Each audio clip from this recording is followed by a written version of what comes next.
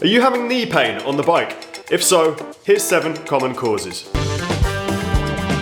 Excessive saddle height. The two things that really cause knee pain from excessive saddle height are either a misalignment due to the nature of riders typically listing to one side by preferencing one side or the other, but also the snappy staccato nature of excessive saddle height, because what typically happens is you start to come through the bottom of the stroke, the rider accelerates and snatches through the bottom of the stroke, and it's that kind of snappy, like I say, staccato pedaling dynamic and the poor quality of motion that generally causes knee problems.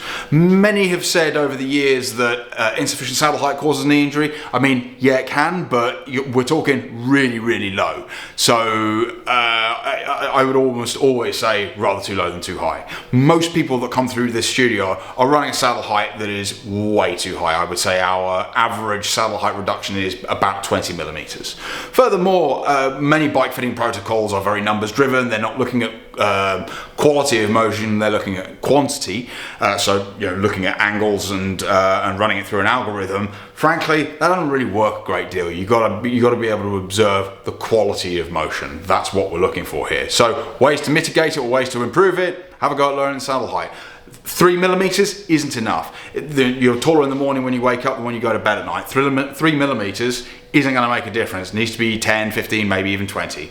You might also find that your saddle will be more comfortable as a result. Stance, which is how far apart your feet are. Now, very commonly we see the need to increase stance rather than reduce it, but it's really down to the needs and limitations or specific needs of an individual. So very, very small people, very slender individuals potentially might need a narrower stance. Larger individuals, certainly taller individuals, potentially need a wider stance. But we do find very often, especially given that bicycles over the years have become narrower, looking at the demise of 3 chainrings and now starting the demise of 2 chainrings as well, bicycles are getting narrower, which means the pedals are getting closer together. It serves as no surprise that mountain bikers, bottom bracket on a mountain bike is wider than a road bike, seem to suffer less knee issues than road cyclists. And on the mountain bike you ride for like an hour and then just go for a beer. I mean, I do. And I don't really pedal either. Just go downstairs. Go downstairs? Don't go down the trails like that. You can adjust stance in a number of ways. You can do it at the cleat. So you push the cleats inboard. So this is the right shoe. You push it inboard so you get the cleat more underneath the ball of the foot. That's getting the foot away from the bike and increasing your stance. You can do it with pedal washers. We use these really neat 2mm jobs from our friends at Form. And you can also even use a long axle pedal system. Shimano is our best selling one, but there's also SQ Lab and, well, that's it actually. It's worth noting that most pedal-based power meters are actually wider. Smaller riders, this might impact you, so if you're going to end up with a pedal-based power meter system, that's something to think about, because it might actually put your stance too wide, which in which case is going to cause you knee pain. Just in terms of the actual symptoms, insufficient stance, so your feet being too close together, can quite often result as medial knee pain, so pain on the inside of the knee. Stance that is too wide for the rider can very often result in lateral knee pain, which is very commonly misdiagnosed as iliotibial band syndrome. So but again, if it's in both knees, it's quite possibly a stance issue. If it's in one, it's usually a listing issue, a sitting off to one side issue. Crank length can play a role in knee pain. There's a lot of talk about short cranks being better. They're not always, but if the crank is excessively long, now the reason I wanted to put this on this list was that I have seen trends on more budget bikes for a kind of average sized bike to come with like a really long crank, 175mm crank for a 52 or 54 centimeter bike, and that can absolutely start causing you problems. The problem with an excessive crank length is it results in an increased amount of loaded flexion of the knee joint. So what that means is that the knee, as you're starting to come through the top of the stroke, the knee is more flexed. As a result, it's going to be putting more strain and more pressure through the knee. By reducing the crank length, you've essentially reduced that amount of flexion. So in turn, it does relieve pressure from the knee. There are, however, a number of issues associated with going too short, mostly excessive weight on the front of the bike, but that's something for another time. So the fore-aft location of the cleat, in terms of where it's orientated in relation to the foot, can also be a major driving factor for knee pain. There are some that say you should align the center of the cleat or the center of the pedal axle, which is denoted on this Shimano by this little notch here, with the ball of the foot. Can you see it? Not really. 1982 called it wants its cleat location back. If you do that, you will get foot pain, knee pain, and probably saddle issues as well. If you want to play it safe, best way of doing it, get it as far back on the shoe as it'll go. The reason I say that, and I think this is really more a testament to the industry than anything else, I feel that almost all cycling shoes, the cleat location is still too far forward. It doesn't give us enough scope to run the cleat in the middle of the shoe. Even with our beloved Lake brand, I still would rather have the cleat location a little bit further back. What that effectively does is it reduces the lever of the foot, which in turn puts less strain through the knee. Also worth noting that if you have fixed cleats, that is going to be putting a lot of undue stress and pressure on your knees because it doesn't allow the foot to offer any amount of movement. I mean, I guess one could argue that if you get your cleats set up absolutely perfect, then this might work for you. If you've got fixed cleats, on look, they're black. With Shimano, they are red. I don't know what colour they are for other brands. I don't think Time has a fixed cleat system. Speedplay certainly doesn't. So yeah, if you're riding look black cleats or Shimano red cleats, take them off and have a ceremonial burning of them. Or maybe just throw them in the bin. Can we also say a massive thank you to Shimano?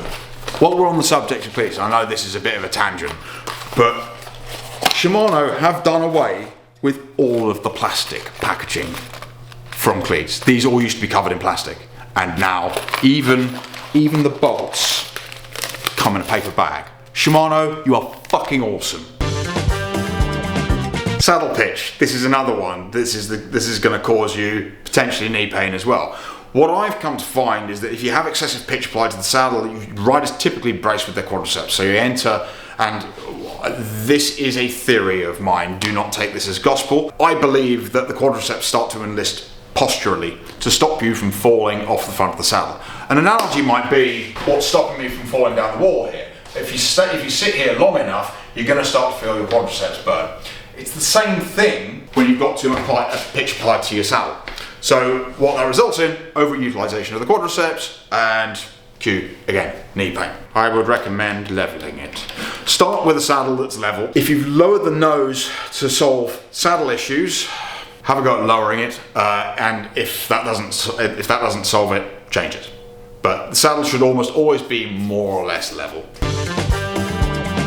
Saddle setback can also play a part in creating knee pain, causing knee pain. It's a similar mechanism to the excessive crank length thing we talked about earlier in the video, because what it results in is, again, that excessive loaded flexion. By having the saddle too far back, it's a little bit like you're kind of riding a pedalo. And again, that in turn results in the knee being more flexed and, again, more load through it. So you could have a go at running the saddle slightly further forward, which will, you bear in mind, as you bring the saddle further forward, at roughly a ratio of 1 to 3, you need to raise it. So for every 3 millimeters you run it further forward, you'll need to raise it by a millimeter. Have I got that right? Yes. You can cut that bit off at the end, can't you? The brand of shoe can also play a role in creating knee problems, because if it's resulting in excessive tension of the foot or excessive tension of the forefoot, that tension can result in destabilizing the entire kinetic chain, the knees, the hips, and the pelvis. So there are two brands that typically stand out for contributing towards knee pain. One of them is Specialized, unfortunately, even though a lot of the marketing says that they help cure knee pain. I can assure you they don't.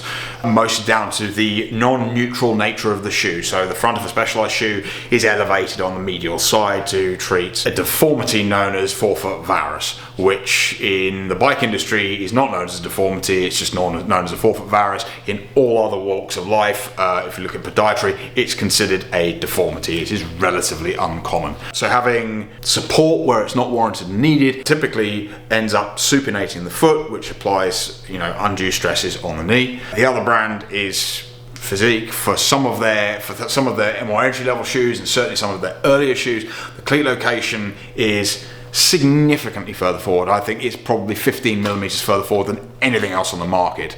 And again, kind of goes back to what we were talking earlier about cleat location. If the cleat is too far forward, that's going to cause you foot problems, but it's also going to translate up through the connected chain, through the knees, the hips, and the pelvis. Okay, and that will typically manifest itself on the front of the knee, I've come to find.